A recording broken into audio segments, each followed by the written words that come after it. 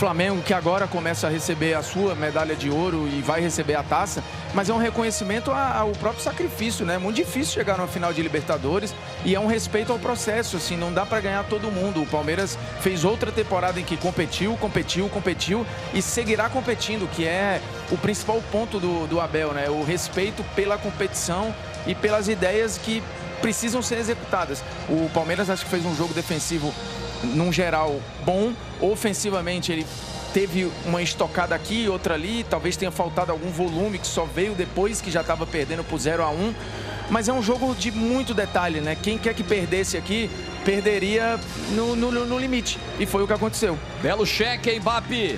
Luiz Eduardo Batista, o presidente do Flamengo, recebendo das mãos do Alejandro Domingues o cheque de 24 milhões de dólares. Coisa linda, hein? Isso aí dá mais de 100 milhões de reais. Rapaz, baita premiação, engordando os cofres do Flamengo, que já são gordos e bem administrados. A gente está falando de um clube que se arrumou, se organizou, arrumou sua casa e chegou ao tetracampeonato da Libertadores com Felipe Luiz e uma trajetória. A gente precisa falar desse cara, né? É um cara de 40 anos de idade. Tem 1 ano e pouquinho como técnico do Flamengo, do profissional. Já ganhou uma Copa do Brasil, já ganhou uma Supercopa, já ganhou um Carioca, já ganhou uma Libertadores, está com o brasileiro encaminhado. O que é isso, gente? E foi campeão do Intercontinental Sub-20 num jogo épico. O Flamengo virando já nos acréscimos dos acréscimos no Maracanã. O que se avizinha aí é algo histórico na carreira desse cara, né? Já começou histórica a carreira, né? E são poucos técnicos que têm um começo assim. É claro, ele tem uma estrutura muito grande que ajuda a impulsionar o trabalho dele por trás. Mas no fim, quando a gente olha para o Felipe Luiz e pensa num teto, qual vai ser o futuro do Felipe Luiz? Eu só consigo enxergar um grande treinador que tem muito a ensinar pra gente no futebol brasileiro.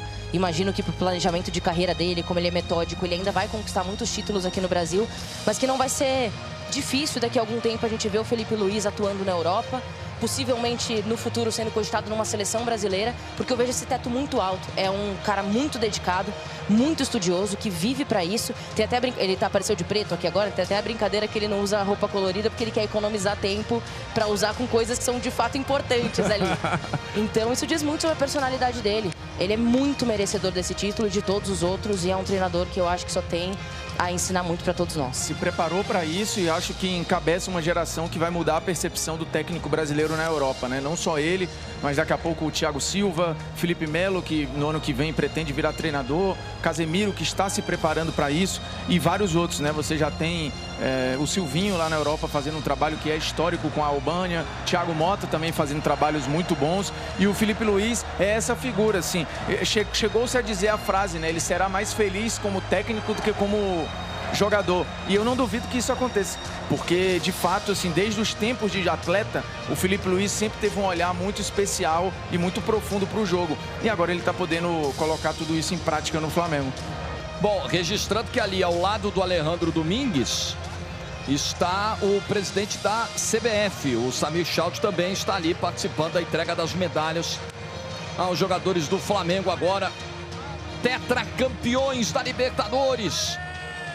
E tá aí o Pedro, uma figura importantíssima nessa temporada do Flamengo, uma figura que viveu momentos de cobrança extrema, depois um momento de volta por cima, um momento de dor de ficar fora na reta final. Emoção não faltou no ano do Pedro, né? Não faltou. Outro roteiro também muito, muito diferente, né? E ele poderia terminar esse ano muito frustrado, porque no momento em que ele seria convocado para a seleção, ele teve uma lesão que o tirou de uma volta à seleção e acabou tirando de uma final de Libertadores que ele poderia ser protagonista. Mas é um ano que passa pelo Pedro, a cobrança foi interna, porque foi feita pelo próprio Felipe Luiz, e aquilo mudou a trajetória do Pedro na temporada. Ele soube lidar com aquilo, por mais que no primeiro momento tenha se sentido injustamente exposto, mas depois ele entendeu que ele saiu melhor daquela crise. O Bruno Henrique recebe ali a medalha do presidente da CBF, o Samir Schaut. Acho que foi o último, né? Dos jogadores do Flamengo, acho que foi o último a ser medalhado, todo mundo já recebeu. E vai chegar o momento de erguer o troféu. Mais um para a extensa galeria do Clube de Regatas do Flamengo. Um tetracampeonato da América. E o Bruno Henrique, falando em extensa galeria de títulos, ele e o Arrascaeta são 16 conquistas de título com a camisa do Flamengo. Impressionante. Ganham muito e ganharam muito e continuam ganhando muito com a camisa do Flamengo. E aí o grande momento. O momento mais aguardado. Às 18 horas e 41 minutos aqui em Lima. Às 20h41 aí no Brasil. Alejandro Domingues, o presidente da Conmebol, entrega o troféu para os 2 maiores vencedores de título da história desse clube. Clube de Regatas do Flamengo, tetracampeão da América!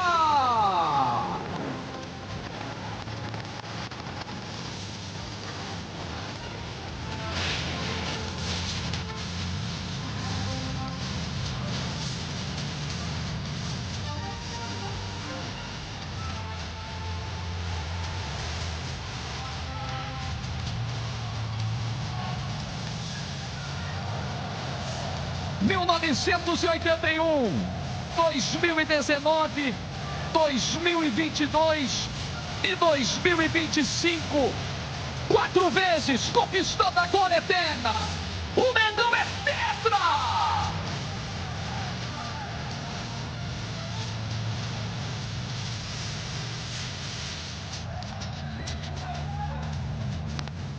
E você, no Rio de Janeiro, você em qualquer lugar desse Brasil, comemore muito uma noite de sábado inesquecível, interminável. Será pequena a noite de sábado.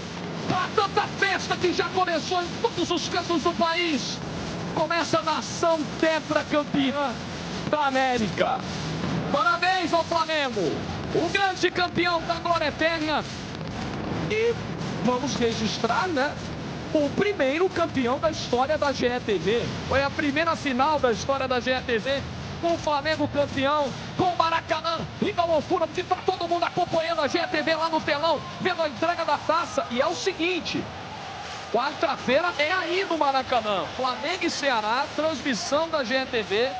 Pode ser o jogo do título brasileiro. O Flamengo está a uma vitória de ser campeão brasileiro.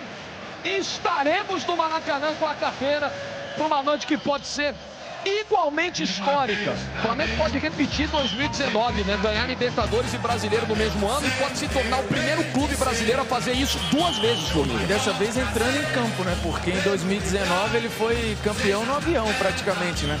Foi campeão de ressaca, ainda comemorando o título contra o River Plate. Acabou que pelo desenho da rodada o Flamengo ganhou sem precisar entrar em campo, e dessa vez entrará, né? Será um jogo de faixa de Libertadores e pode ser um jogo de faixa e de taça do Campeonato Brasileiro. Assim, de fato, uma semana que tende a ser muito especial para o torcedor do Flamengo. O Flamengo matematicamente só depende de uma vitória para não deixar mais nem Palmeiras nem Cruzeiro encostar e chegar perto. Então, assim, se você contasse isso para um flamenguista há 10, 15, 20 anos atrás, pareceria um devaneio. Olha os uruguaios aí, ó.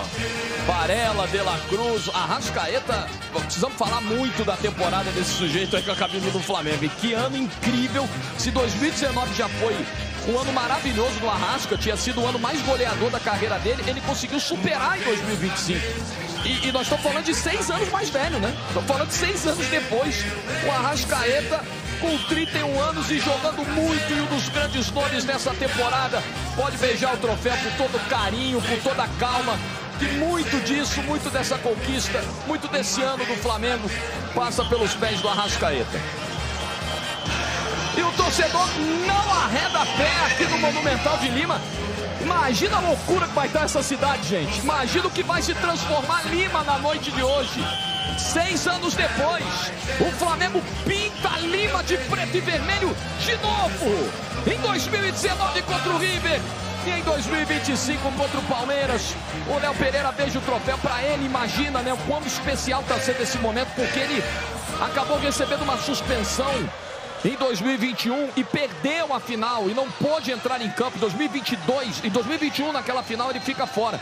E aí, pro Léo Pereira é um gosto diferente. Hoje ele pôde entrar em campo, não teve suspensão. E assim, precisamos falar, né, Lu, desse sistema defensivo do Flamengo, de Léo Pereira, de Danilo, de Léo Ortiz, que hoje não pôde jogar a decisão, de Rossi, de um time que na era Felipe Luiz não levou gols em mais da metade dos jogos. Hoje, de novo, claro que do meio para frente você tem um Arrascaeta, você tem um Pedro, qualidade de sobra, caras, né, com números incríveis, mas esse Flamengo é muito o que é pela solidez lá atrás, né?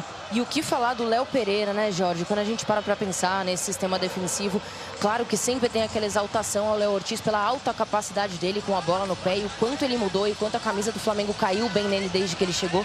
Mas o Léo Pereira, ele chega no Flamengo e em algum momento ali no começo é cogitada até a saída dele. E ele já falou isso. E ele vive uma evolução absurda para chegar no patamar que ele está hoje, de fato, como um dos melhores zagueiros do país. Defensivamente, no jogo do Felipe Luiz, que precisa dessa saída de bola, com bola no pé dos zagueiros, que tentem ganhar o campo, ele faz de forma muito eficiente, assim como o Léo Ortiz. Então, quando você olha para esse jogador, a capacidade dele, ali atrás, defensiva, de liderança, de presença, é um jogador que dificilmente você lembra os jogos em que ele não esteve. Ele sempre estava lá, é um jogador que fisicamente aguentou a temporada inteira e que ele merece muito, mas muito, esse reconhecimento da torcida do Flamengo, porque ele fez história. Os papéis dourados aí no campo. Depois a galera vai dar o jeito dela para limpar. A galera, o staff da limpeza vai chegar com aqueles equipamentos para deixar o gramado de novo zerado. São os ecos de uma festa, né? São os efeitos de uma comemoração de tetracampeonato. Tá tocando Vou Festejar aqui, né? Música da Beth Carvalho, que virou um hino, né, em decisões de várias torcidas do Brasil, em finais. Explora muito esse lado da rivalidade, né, do vou festejar o teu sofrer. Hoje, o rubro-negro festeja o sofrer do palmeirense. Ao contrário do que foi 4 anos atrás, quando ele, rubro-negro, experimentou o lado perdedor da decisão. Tá pago, a dívida tá paga. Eu via muito rubro-negro brincando, né? Ninguém morre devendo a gente. Tá pago, Formiga? Eu acho que a graça do futebol é essa, né? É a chance de você um dia chorar, outro dia você sorrir. Ele é cíclico e é por isso que você tem que aproveitar tanto o momento. O torcedor do Flamengo já sofreu muito com Libertadores. O torcedor do Palmeiras já sofreu muito com Libertadores. E esse é um momento em que eles estão, ano sim, ano também, na final da Libertadores, disputando uma hegemonia. E em 21 deu Palmeiras. Hoje dá o Flamengo. Essa é a graça. O futebol vai continuar, o Palmeiras não vai acabar, o Flamengo não vai acabar, mas eu acho que a sensação nesse momento para o torcedor do Flamengo é de que tá tudo igual. E tá tudo igual porque perdeu uma, ganhou outra, e nesse momento o Flamengo é o primeiro tetracampeão brasileiro da história da Libertadores. Isso não vai ser tirado do Flamengo, do mesmo jeito que quando o São Paulo foi o primeiro tri, isso não foi tirado dele. E quando se falava em 2005, voltando no tempo, você falava, é bem evidente que o primeiro tetra será o São Paulo, né? Ele vinha numa pegada que ganhar outra ali era questão de tempo. E aí você fala o quanto as administrações profissionais impactam, né? O São Paulo ruiu na sua gestão profissional e Palmeiras e Flamengo entraram na maior rota das suas histórias, do ponto de vista de investimento, de gestão, diminuição de dívida, contratação, investimento na base. E aí tem horas que, por mais lúdico que seja o futebol, por mais que ele conte histórias mirabolantes, ele adora flertar com a lógica também, de falar, cara, me tratou bem, planejou, competiu, uma hora vai ganhar. E Flamengo e Palmeiras estão seguindo essa cartilha. Essa cena que a gente está vendo aqui, ela será repetida em algum momento, seja ano que vem, no outro, no outro, no outro. Isso, o que eles estão vivendo hoje, o que o Flamengo está vivendo hoje, seguirá sendo vivido por muito tempo. Então,